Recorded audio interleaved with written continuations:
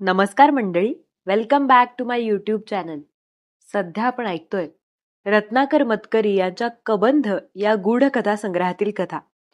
आजच्या आपल्या कथेचं नाव फारच वेगळं आहे. कथेचं नाव आहे ट्रिंग ट्रिंग हॅलो क्लिक. फार एका गंभीर विषयावर भाष्य करणारी ही कथा आहे. त्याच्याबद्दल मी आत्ताच काही सांगणार नाही, पण छान ट्विस्ट आहे कथेच्या शेवटी. त्यामुळे तुम्ही कथा शेवटपर्यंत पूर्ण नक्की ऐका आणि कथेच्या शेवटी आपण नेहमी बोलतो तसं आपण बोलूच यात. तर ऐकूयात आपली आजची कथा, ट्रिंग ट्रिंग हॅलो क्लिक. जयवंत ऑफिसला जाण्याच्या गडबडीत होता. एवढ्यात फोनची बेल वाजली. असे काही झाले म्हणजे जयवंतला अतिशय राग यायचा. आता फोन घेत बसले की नेहमीची बस चुकणार, घेऊ नये तर रुखरुख लागणार की कोणाचा फोन असेल. बरे, रोहिणीने फोन घेतला तरी निरोप संध्याकाळी घरी परतल्यावर मिळायचा. तो जर लगेच हवा असेल तर तिचे फोनवरचे संभाषण पुरे होईपर्यंत थांबायला हवे. आणि तिचे फोनवरचे संभाषण म्हणजे काय? नुसते ऐकणेच. हा आणि एवढ्या दोनच शब्दांचे ते बोलणे. दुसऱ्या माणसाला त्यातून काही पत्ता लागणार नाही. विचारले तर नुसतेच थांबा अशा अर्थाचे हातवारे. अगं निदान फोन कोणाचा आहे ते तर सांगशील, असे अगदी चिडून विचारावे तरी हिची आपली शांतपणे सारा थांबा अशी खूण कायम. आता हिचे फोनवरचे संभाषण संपेपर्यंत आपण थांबायचे तर मुळात स्वतःच फोन घेतलेला काय वाईट. म्हणून रागारागाने दाराबाहेर पाऊल ठेवावे. एवढ्यात जरा थांबा हा, असा रोहिणीचा फोनवरच्या व्यक्तीला प्रेमळ आग्रह आणि जयवंतला हुकुमी स्वरात ताकीद. आहो, फोन आहे तुमचा. आणि ते अहो अशा पद्धतीने म्हटलेले की पळताय कुठं, फोन घ्या आणि मग जा बाहेर. हा इशारा त्यातून स्पष्ट व्हावा. मग लगाम खेचलेल्या घोड्यासारखा जयवंत दारातल्या दारातच थबके. तिथून मी गेलो, घरात नाही असं सांग, अशा अर्थाच्या खुणा करतोय. तोवर रोहिणीने गोड आवाजात फोनवर सांगितलेले असायचे, हॅलो प्लीज होल्ड ऑन, हा आलेच हे. मग कपाळाला हात लावून मागे परतून फोन घेणं वाचून इलाज नसे. यासाठी ऑफिसमध्ये निघताना फोन आला की जयवंतचा संताप अनावर होई. तसाच तो आताही झाला. चडफडत तोंडातल्या तोंडात दोन अर्वाच्य शिव्या घोळवीत जयवंतने ब्रीफकेस टेबलावर आपटली आणि तो टेलिफोनला शब्दशः तोंड द्यायला निघाला. त्याला उशीर होतोय असे पाहून घड्याळाचे काटे अधिकच वेगाने जीव घेऊन पळत सुटले. जयवंतची त्रेधा पाहून रोहिणी प्रेमळ गृहिणीप्रमाणे पुढे आली आणि म्हणाली, तुम्हाला उशीर होत असेल तर मी घेते फोन. नको, ब्रह्मांड आठवून जयवंत ओरडला, तू नको. त्याने फोन उचलला आणि म्हटले, हॅलो, मी जयवंत सबनीस बोलतोय, आपण कोण? अचानक फोन खाली ठेवण्याचा आवाज, क्लिक. चला लवकर सुटका झाली, असा विचार करीत जयवंतने फोन खाली आदळला आणि धाड धाड जिना उतरत तो रस्त्यावर आला. आपली नेहमीची बस नाक्यावर वळून निघून गेलेली त्याला दिसली. पण त्याच क्षणी बस चुकण्याशी सर्वस्वी विसंगत असा एक विचार त्याच्या डोक्यात आला. आत्ताच येऊन गेलेल्या फोनविषयी. आपण हॅलो म्हणताच पलीकडच्या माणसाने फोन खाली ठेवला का? त्याला आपल्याशी बोलायचं नव्हते का? मग कुणाशी? घरात आपल्याशिवाय फक्त रोहिणीच आहे. त्या माणसानं फोन रोहिणीला द्या असे म्हटले असते तर आपण दिला असता. मग त्याने तसं स्पष्ट का सांगितले नाही? बस स्टॉपशी येईपर्यंत जयवंतला विचार पुरले. सुदैवाने बस लवकर मिळाली. जागा ही खिडकीशी मिळाली आणि चक्क डुलकी काढण्याची सोय झाली. पण कसली डुलकी नि कसले काय? बसमधून बाहेर पाहताच डोळ्यांसमोर रस्ता दिसण्याऐवजी टेलिफोन दिसू लागला. मघाच्या विचाराचा भुंगा पुन्हा गुणगुणू लागला. फोन करणाऱ्याने रोहिणीला फोन द्यायला सांगितला नाही, कारण आपल्या उपस्थितीत त्याला रोहिणीशी नीट संभाषण करता आले नसते. आपण घरात आहोत असे कळताच त्या माणसाने फोन खाली ठेवला. चुपचाप, स्वतःचे नावही न सांगता. ऑफिसमध्ये पोहोचेपर्यंत त्या भुंग्याची भुणभुण कानाशी एकसारखी चालूच होती. ऑफिसमधील कामात जयवंत काही वेळ टेलिफोनचा विषय विसरून गेला, पण दुपारी 4 वाजता जेव्हा काम थोडेफार हलके झाले, तेव्हा तोच एक विचार पुन्हा पुन्हा रुंजी घालू लागला. एवढे काय बोलायचे असावे त्या दोघांना, की जे आपल्या समोर बोलता येणार नाही? आपण घरात नसू याच कल्पनेने तो फोन केला होता खास. थोडासा उशीर झाल्यामुळेच आपण तो घेऊ शकलो, नाहीतर आपल्याला या प्रकाराची कधीच कल्पना आली नसती. एकदम त्याला आठवले, पहिल्याने रोहिणीच नव्हती का फोन घ्यायला घाईघाईने पुढे झाली. आपण फोन उचलल्यामुळे तिचा नाईलाज झाला. फोन खाली ठेवल्यावरही ती कशी खट्टू होऊन आपल्याकडे पाहत होती. विचार करता करता जयवंत अधिकच घाबराघुबरा झाला. कोण आहे हा माणूस? आपल्या गैरहजेरीत रोहिणीला फोन करणारा, ज्याचा फोन गेला ती घाईघाईने पुढे होते असा? बायकांचे मन कळत नाही म्हणतात ते खरेच. अजून लग्नाला 6 महिने झाले नाहीत, तोवर हा प्रकार. त्यांचे लग्न घरच्या पसंतीने ठरले होते. प्रेमविवाह नव्हता, पण पाहता क्षणीच त्याला रोहिणी आवडली होती. कशी शालीन, सौम्य, मर्यादशील वाटत होती. पाहण्याच्या कार्यक्रमात एकदाही तिने मान वर उचलून डोळ्याला डोळा दिला नव्हता. नुकतीच ग्रॅज्युएट झालेली होती, पण आजकालच्या कॉलेज विद्यार्थिनीत दिसणार नाही असा लाजेरपणा तिच्या एकंदर आविर्भावात होता. लग्न ठरल्यानंतर त्याचे तिच्याविषयीचे चांगले मत कायम झाले. लग्नानंतर त्याच्या आईवडिलांना देखील तिच्या शालीनतेचे कौतुक केले होते. मंद, खालच्या पट्टीत, गोड बोलणारी, कधी उलट उत्तर न देणारी, अशी हिच्यासारखी मुलगी आजकाल मिळणे कठीण हो, असे ते म्हणत. आणि त्याच रोहिणीने आपल्या अपरोक्ष. छे छे, काय भलतेच विचार येतात आपल्या डोक्यात, आणि ते सुद्धा केवळ एक फोन काही न बोलता खाली ठेवला गेला म्हणून. वेडेपणा आहे हा, शुद्ध वेडेपणा आहे. दिवसभर झाला तेवढा मनस्ताप पुरे झाला. आता ते विसरून जायचे, मजेत राहायचे. रोहिणीकडे फोन विषयी काही बोलायचेच नाही. बस, मामला खत्तम. संध्याकाळी घरी येताना जयवंत मजेत गाणे गुणगुणत आला. दार उघडताना रोहिणी गोडसे हसली. त्याने रात्रीच्या शोची 2 तिकिटे खिशातून काढून दाखवली. ती घेता घेता त्याच्या हातावर आपली बोटे तशीच राहू देत ती म्हणाली, पुन्हा आणलीत रात्रीच्या शोची तिकीटं? परवा काय ठरलं होतं? रात्रीच्या शोला गेलो की झोपायला खूप उशीर होतो. नाहीतरी आपण कुठे लवकर झोपतो, रोज तर जागरण होतच की. तो चावटपणे हसत म्हणाला. त्यासरशी तिने लाजून एक मुरका मारला. त्याने खुळावून दोन्ही हात पाठीमागून तिच्या अंगावर टाकले आणि फोन बिन सगळे विचार डोक्यातून पार निघून गेले. त्यानेही तो विषय काढला नाही, तिनेही नाही. पण तिने काढला नाही हेच त्याला लागून राहिले. आणि न विचारायचा तो प्रश्न दुसऱ्या दिवशी चहा पिताना नेमका ओठांवर आला. काय ग, काल मी गेल्यानंतर पुन्हा आला होता तो फोन? नाही बाई, कुठला? कुठला ते कळण्याआधीच नाही कसं म्हटलंस? कालच्या दिवसात मी फोनच घेतला नाही म्हणून, रोहिणी म्हणाली. त्या दिवशी ऑफिसला जाताना जयवंत मुद्दामच थोडा रेंगाळला. कदाचित कालच्या सारखाच फोन आजही येईल या अपेक्षेने. रोहिणीच्या ते लक्षात आले की काय कोण जाणे, पण ती निदान बोलली तरी नाही. फोनही आला नाही. नेहमीची बस मात्र चुकली. 1-2 दिवसांत फोनचे विचार जयवंतच्या डोक्यातून पारच गेले. पण एक सबंध दिवस आपण त्या निमित्ताने भलभलते विचार केले होते एवढे मात्र त्याच्या लक्षात राहिले.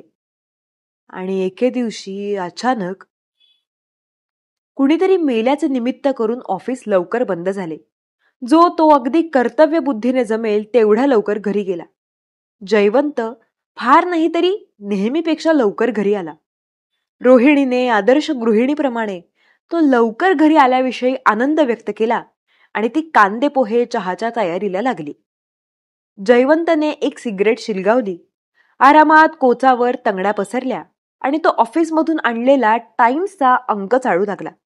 एवढ्यात ट्रिंग ट्रिंग ट्रिंग ट्रिंग. फोन घेणे म्हणजे माणसाने आरामाला काडी लावण्यासारखेच आहे, असे सुभाषित स्वतःशी तयार करीत जयवंतने हात लांब सरकवला आणि आणखी एकदा ट्रिंग होण्याच्या आत फोन उचलला. Hello hello. दुसऱ्या बाजूने पुरुषी शब्द आला. हॅलो, मी जयवंत सबनीस. क्लिक. दुसऱ्या बाजूने फोन खाली ठेवलेला. जयवंत जागच्या जागी 3 ताड उडाला. हातात धरून ठेवलेल्या रिसिव्हरकडे खुळ्यासारखा पाहत राहिला. मग भानावर आल्याप्रमाणे त्याने तो खाली ठेवून दिला. तोच, नक्की तोच आवाज. मग नुसता हॅलो का म्हणेना? आवाज समजल्याशिवाय थोडाच राहतो. ते काही नाही, या प्रकरणाचा छडा लावलाच पाहिजे. वाटलंय काय? हे असले चाळे चालू देऊन गप्प बसणारे जे कोणी पुरुष असतील ते असोत, मी त्यांच्यापैकी नाही. मुळीच गय करणार नाही बायकोची. रोहिणी, त्याने जोराने हाक मारली. रोहिणी. काय झालं? कांदे पोह्यांची बशी घेऊन आलेल्या रोहिणीने विचारले. हा माणूस कोण आहे? रोहिणी, खरं खुरं सांग. सिनेमातल्या नायिकेप्रमाणे आता तिच्या हातून कांदे पोह्यांची बशी खळकन पडणार आणि तिचे सारे बिंग त्या बशी बरोबरच फुटणार अशी जयवंतची अपेक्षा होती. पण तसे काही झाले नाही. तिने बशी सावकाश टेबलावर ठेवली आणि पदराला हात पुशीत निष्काळजीपणाने विचारले. कुठला माणूस? हा, तुला नेहमी फोन करतो ना तो, मी नसताना. मला नाही कुणी फोन करीत. का? असं का वाटलं तुम्हाला? आत्ता फोन आला होता त्याचा.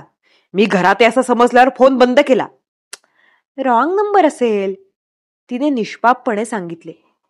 तिच्या निष्पाप सबबीवर जयवंत अधिकच संतापला. Wrong number?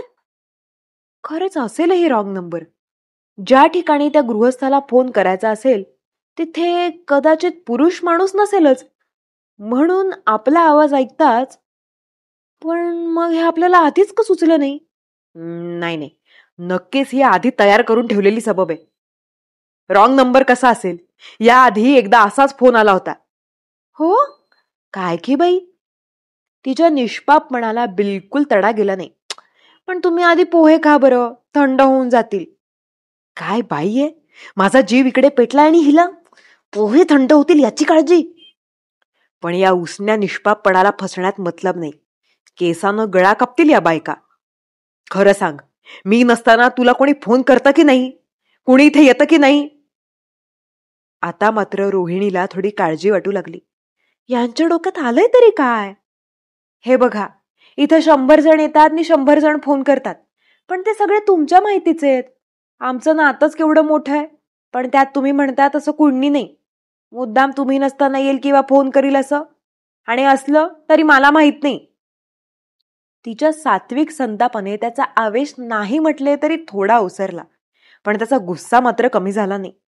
तिच्याशी एकही अक्षर न बोलता त्याने मुकाट्याने कांदे पोहे खाल्ले, चहा घेतला. त्या सबंध संध्याकाळभर कुणीच कुणाशी बोलले नाही. पण जयवंतची बेचैनी वाढतच चालली. आपली बायको लग्नानंतर 6 महिन्यांच्या आत आपल्याला फसवते आणि आपण काहीही न करता नुसते कांदे पोहे खात बसतो. ही कल्पनाच त्याला असह्य होऊ लागली. काय करता येईल? तिचा खोटेपणा कसा सिद्ध करता येईल? जयवंतच्या अंगात आता झुंजारराव संचारला. तो प्रत्येक गोष्ट संशयी नजरेने पारखू लागला. आणि काय चमत्कार! झुंजारराव नाटकातच शोभेल असा एक प्रकार चक्क त्याच्या घरात झाला. त्या दिवशी त्याच्या कोचाखाली एक जेंट्स हातरुमाल सापडला.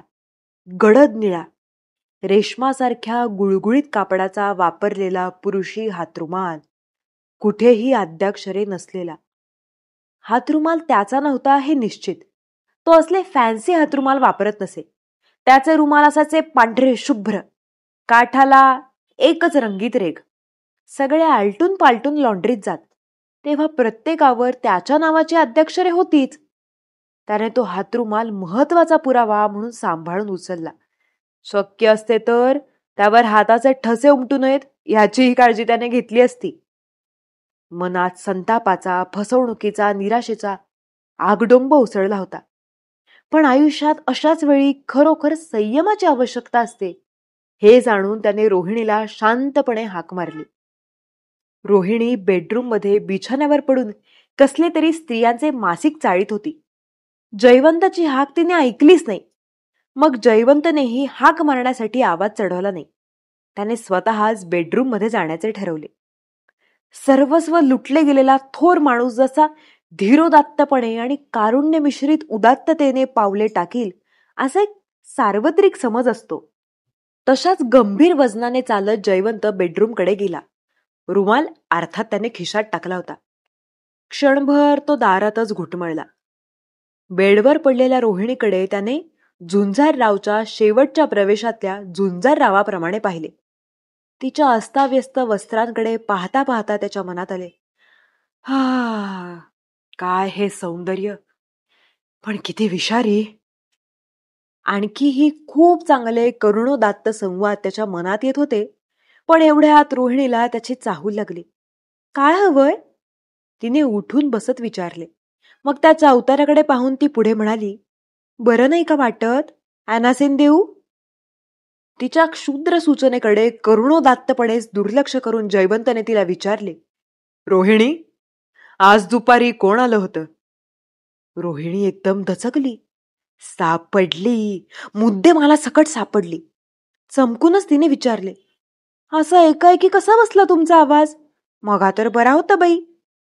काय हे, बिचारीला प्रसंगाचे गांभीर्य कळते तर तिच्या लक्षात येते की अशा प्रसंगी आवाज खर्जातच लावायचा असतो. माझ्या प्रश्नाचं उत्तर दे. पट्टी तीच, पण व्हॉल्यूम थोडा वाढवून जयवंत म्हणाला, आज दुपारी कोण आलं होतं? कोणी सुद्धा नाही. मला असा कंटाळा आला, मीच गेले मग शेजारच्या अंमलाडीबाईंकडे. नीट आठवून सांग, पुरुष माणूस कोण आलं होतं? पुरुष माणूस कोणीच नाही. तुम्ही दुपारी फोन केलात ऑफिसातून नाही का, तेव्हाच म्हणत असाल. तो घेतला आपल्या द्वारकीनं. मेलीचा आवाज पुरुष माणसापेक्षा घोगरा आहे आणि रोज उशीर करते, धुणी भांडी केर कचरा सगळंच काढायला. तिच्याविषयी नाही विचारत मी, व्यथित आवाजात जयवंतने म्हटले. पुरुष माणूस कोणी सुद्धा नाही. मनमोहक विभ्रम करीत रोहिणी लाडीकपणे उद्गारली, परमेश्वरा, का निर्माण केलीस ही सोनेरी कट्यार? मग हा रुमाल? नाट्यपूर्ण रीतीने रुमाल खिशातून बाहेर खेचत जयवंतने चढ्या आवाजात विचारले, हा रुमाल आपल्या घरात कसा आला? द्वारकी असले रुमाल वापरते असं तर नाही तू सांगणार? मला नाही माहीत, मी तर पाहिलं सुद्धा नाही तो घरात कसा आला. लॉन्ड्रीत बदलून आला असेल तर देऊन टाका परत. प्रसंगाचे गांभीर्य न ओळखणाऱ्या रोहिणीच्या असल्या पोरकट उद्गारांनी जयवंतला झुंजारावाचे बेरिंग टिकवणे उत्तरोत्तर कठीण जाऊ लागले. शेवटी त्याने आपल्या मूळच्या पद्धतीने पुष्कळ आकांड तांडव केले. तरीही रोहिणी शेवटपर्यंत त्या रुमालाविषयी किंवा त्याच्या मालकाविषयी काहीच कबूल करीना. तिचा आपला एकच दोष आहे, मला माहित नाही, मला माहित नाही. शेवटी संतापाच्या भरात जयवंत तिला नाही नाही ते बोलला. ती ओक्साबोक्शी रडू लागली आणि तो तिला तसेच रडत ठेवून डोके थंड करण्यासाठी घराबाहेर पडला. अशा वेळेस माणसे काय करीत असतील? खून? पत्नीचा किंवा तिच्या याराचा? नाही. मग निदान आत्महत्या? छे छे, आपल्यासारख्या सुसंस्कृत माणसाला असे वागणे बिलकुल शोभणार नाही. मग काय करावे? कोणीतरी अचूक सल्ला द्यायला हवा. स्त्रियांच्या मासिकाला पत्र पाठवून वहिनींचा सल्ला मागवावा का? मी एक सुमारे 27 वर्षांचा तरुण असून बायकोच्या बदफैलीपणामुळे गांजलो आहे. छे, बावळेटपणा होईल तो. एखाद्या मित्राकडे बोलावे का? त्याने सल्ला दिला नाही तरी कमीत कमी कुणाकडे बोलून टाकल्याचे समाधान. पण नको, आपले सगळे मित्र म्हणजे असली चीज आहेत, एकाच्याही तोंडात तीळ भिजत नाही. बायकांना हसतात पण चहाड्या करण्यात त्यांच्या वर्ताण. एकाला सांगितले की दिवस संपायच्यात ते सर्वांना कळलंच म्हणून समजा. दुसऱ्या दिवसापासून सगळे आपली कीव करायला लागतील, बदफैली बायकोचा नवरा म्हणून. आपली नामुष्की आपल्याच तोंडाने जाहीर केल्यासारखे होईल ते. कोणी सहानुभूती तर दाखवणार नाहीच, उलट फिदी फिदी हसतील मात्र. लेको, तुझ्यातच पाणी नाही म्हणून टिंगलही करतील. नको रे बाबा, या असल्या गोष्टी जवळच्या माणसाला सांगाव्यात असे कितीही वाटले तरी खरोखर त्या जवळचे माणूस सोडून दुसऱ्या कुणालाही सांगाव्यात असा विचार मनात यायला आणि समोरून सुभाष कदम येताना दिसायला एकच गाठ पडली. सुभाष आणि जयवंत शाळेत एकाच वर्गामध्ये होते, पण SSCला 1-2 वेळा गचकून नंतर पास झाल्यावर पुढे त्याने आर्ट कोर्स घेतला आणि दोघांचे मार्ग वेगवेगळे झाले. सुभाष जयवंतच्या समोरच्या बिल्डिंगमध्ये राहायचा, अगदी समोरच्याच बिऱ्हाडात. त्यामुळे एकमेकांशी हसणे कसे काय इतपत चालायचे, पण फारशी घसट राहिली नव्हती. सुभाष आता कमर्शियल आर्टिस्ट म्हणून काम करायचा आणि अभ्यासात जरी त्याची विशेष गती नव्हती तरी तो व्यवहारात चांगलाच यशस्वी झालेला दिसत होता. पाहता क्षणी जयवंतच्या मनात आले की आपल्या प्रॉब्लेमवर उपाय शोधून काढील तर हाच. त्याने सुभाषला आग्रहाने समोरच्या आईस्क्रीम हाऊसमध्ये नेऊन 2 प्लेट आईस्क्रीम खाऊ घातले. त्याच्या वरवरच्या उत्साहाला सुभाष फसला नाही. यावरूनच त्याचे व्यवहार चातुर्य लक्षात यावे. सुभाषने सरळ विचारले, एवढा कसला प्रॉब्लेम पडला रे तुला? तू कसं ओळखलंस? पकडले गेल्याप्रमाणे जयवंतने दचकून विचारले. हे आज कधी नव्हे ते मला आईस्क्रीम खाऊ घातलंस त्यावरून. गंमत केली रे, नर्वस नको होऊस. जयवंतच्या पडलेल्या चेहऱ्याकडे पाहून तो म्हणाला, बोल, व्हॉट्स द प्रॉब्लेम? मग जयवंतने धडाधड सारे काही सांगून टाकले. एकदा फोन, पुन्हा फोन, आपल्या मनातले संशय, रुमाल, सारे काही. शेवटी दुःखातिशयाने नाक शिंकरीत तो म्हणाला, असा प्रसंग वैऱ्यावर देखील येऊ नये बाबा. प्रसंग येणारच, त्याला घाबरून कसं चालेल? त्याला धीर देत सुभाष म्हणाला, पण मला आपलं वाटतं, म्हणजे ते तुला पटायचं नाही, पण मला वाटतं की वहिनी त्यातल्या नसाव्यात.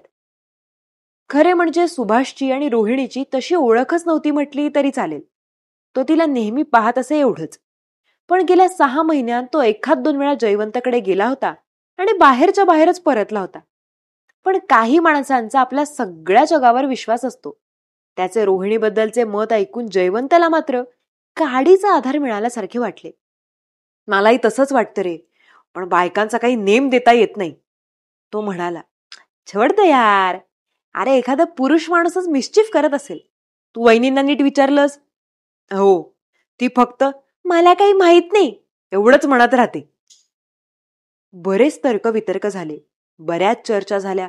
अखेरीस हो ना करता करता असे ठरले की सुभाषने रोहिणीचा विश्वास संपादन करून तिच्या मनातले हलकेच काढून घ्यावे. अशा वेळेस बायकांना खुद्द नवऱ्यापेक्षा एखाद्या माहेरच्या माणसाचाच अधिक भरवसा वाटतो आणि रोहिणीचे आजोळ जमखंडीला आहे असे म्हणता क्षणी सुभाषने जमखंडीला एका नातेवाईकाची प्रतिष्ठापना केली सुद्धा. जरा निश्चिंत मनाने जयवंत दुसऱ्या दिवशी ऑफिसला गेला. अलीकडे त्याला ऑफिसला जाणे म्हणजे बायकोच्या पापात भर घालण्यासारखे वाटू लागले होते.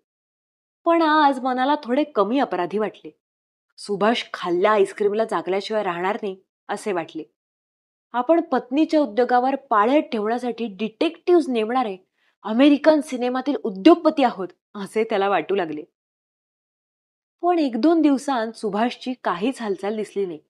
जयवंतला काळजी वाटू लागली, इतकी की दुपारपर्यंत केवळ काळजीने त्याचे डोके दुखू लागले. तब्येत बरी नसल्याचे ऑफिसमध्ये सांगून तो दुपारी लवकर घरी परतला. रोहिणीने आपल्या हातांनी त्याच्या डोक्याला बाम चोळला तेव्हा त्याला अशा साध्वीचा आपण उगाच संशय घेतो असे वाटू लागले. तिने करून दिलेला मसाल्याचा चहा पिऊन डोक्याखाली 2 उश्या घेऊन तो आडवा होतो न होतो तोच फोन खणाणला. बघ कुणाचा आहे असा तो गाफीलपणे रोहिणीला म्हणणार. एवढ्यात त्याने स्वतःला थांबवले आणि उठून फोन घेतला. यावेळेस फोन करणाऱ्याने नंबर विचारला, पण तरीही मी जयवंत सबनीस बोलतोय म्हणताच गुपचूप खाली ठेवला. म्हणजे रॉंग नंबर असेल असा संशयाचा फायदा देण्यातही काही अर्थ नव्हता. तो सुभाष करतोय काय? माझ्या घरादाराला पुरती आग लागली की मग तो एकूण प्रकाराचा छडा लावणार आहे का?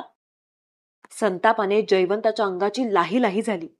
या खेपेस त्याने रोहिणीला अक्षराने विचारले नाही. काय उपयोग, ती खरे थोडेच बोलणार होती. विचार करून करून डोके अधिकच भडकले. डोकेदुखीच्या निमित्तावर तो रात्री जेवला देखील नाही. असल्या बच्चालीच्या बाईच्या हातचे पाणी देखील नको असे म्हणून केवळ भांडेभर पाणी पिऊन झोपला. पण झोपही लागेना. मग तो तसाच उठला आणि पॅन्ट शर्ट चढवून सुभाषकडे गेला. दार उघडले सुभाषच्या बहिणीने.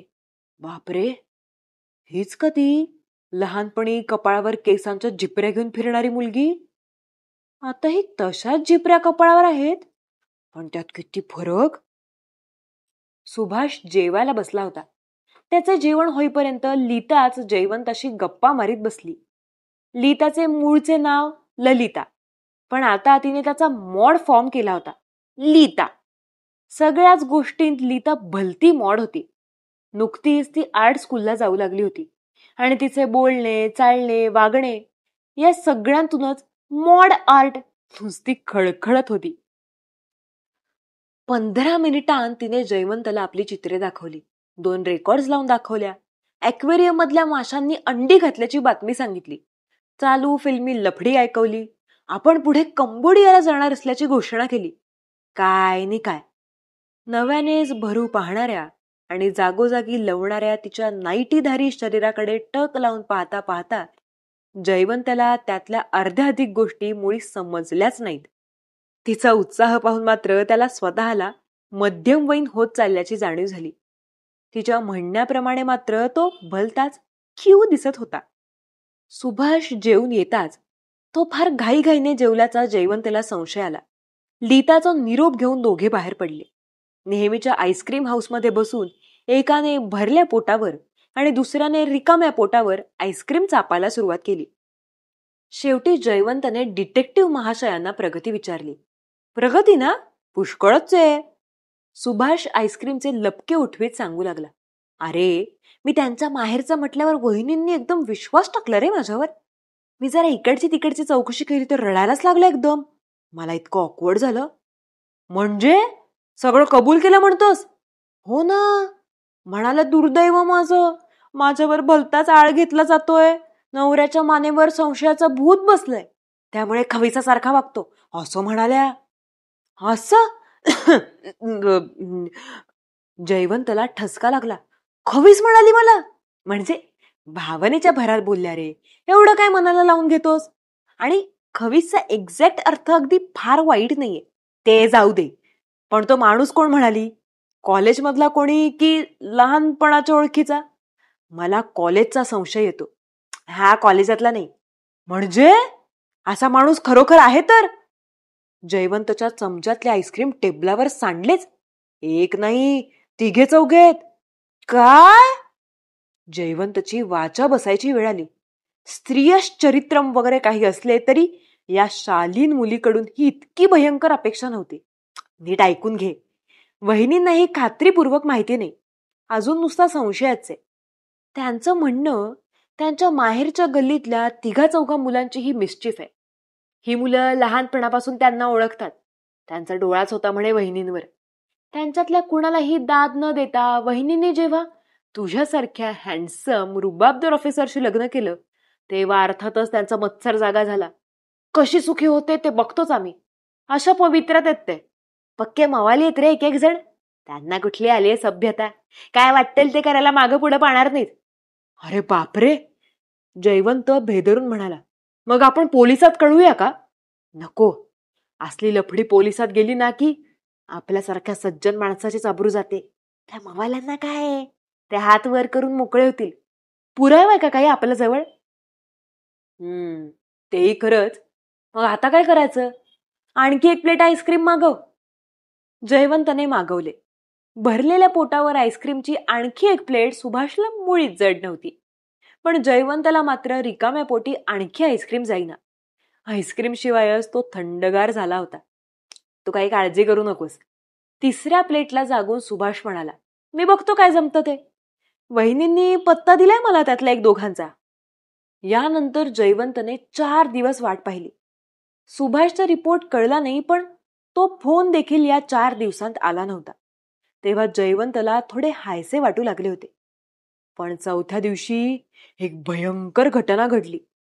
जयवंत संध्याकाळी घरी आला तेव्हा ॲस्ट्रे मध्ये चक्क राख दिसली. राख.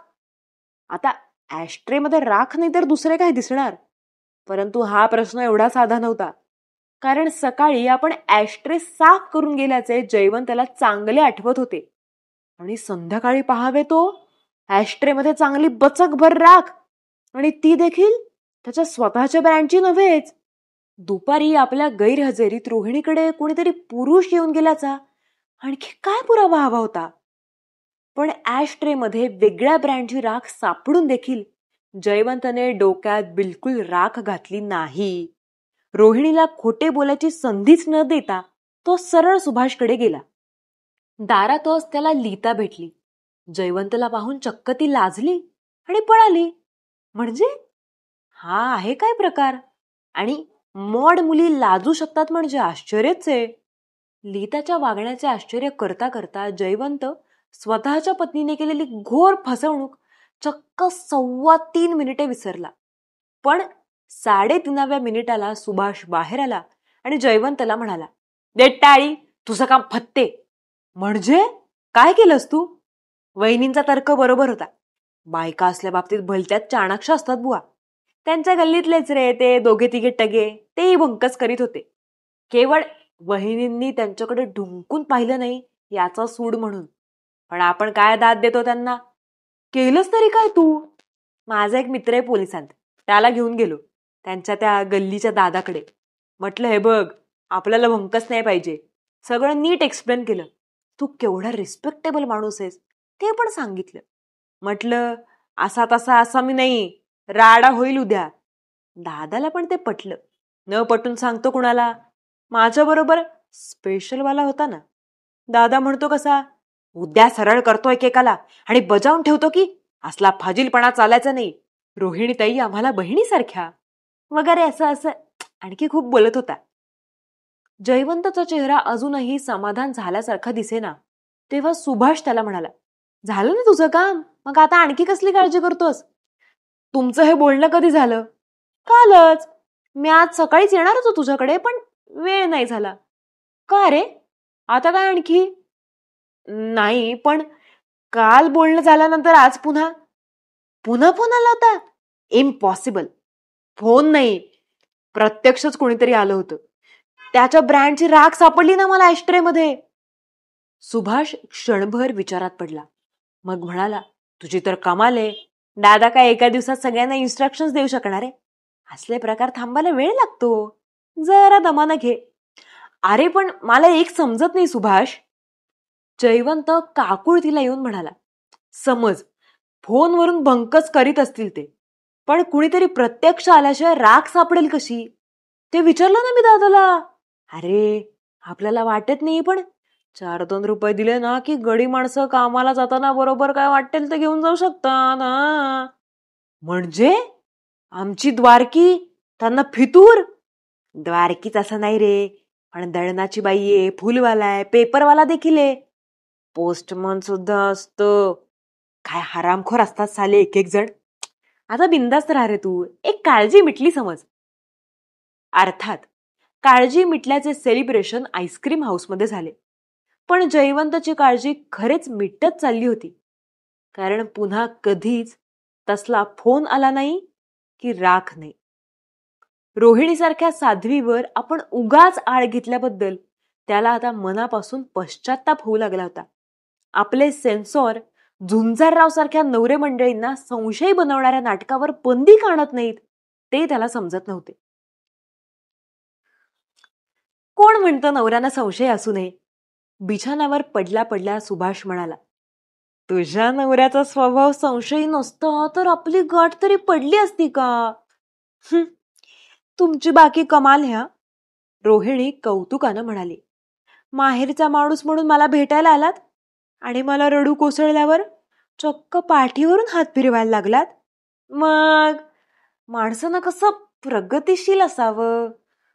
तिला जवळ ओढीत सुभाष म्हणाला, नाहीतर गेले 6 महिने रोज तुला खिडकीतून पाहून पाहून हैराण झालं होतं. शेवटी ठरवलं, तुझ्या नवऱ्यावर सूड घ्यायचा. तो घरात ते असं पाहून फोन करायचा. तेवढ्यानं समाधान झालं नाही तेव्हा द्वारकीकडे रुमाल दिला. नशीब असं की त्या रुमालानंच मला थेट तुझ्याकडे आणून पोहोचवलं. मग मात्र आपला राग नाही राहिला तुझ्या नवऱ्यावर. हो, पण आता मात्र आपल्याला काळजी घ्यायला हवी हा. त्यांना अजिबात संशय येता कामा नये. खरंच परवा काय पंचायत झाली होती. माझ्या सिगरेटची ॲश इथंच राहून गेली ना. सावरता सावरता माझी पुरेवाट झाली तिकडे. सुभाष हसत सुटला. त्याच्या छातीवर डोके घुसळून रोहिणी देखील हसू लागली आणि इतक्यात दोघेही कोण दचकली. फोनची घंटा वाजत होती. रोहिणीने फोन उचलला. हॅलो. हॅलो. पलीकडून एक लडीवाळ मॉड आवाज आला. मी मिसेस सबनीस बोलते. अय्या. आणि फोन खाली ठेवल्याचा आवाज.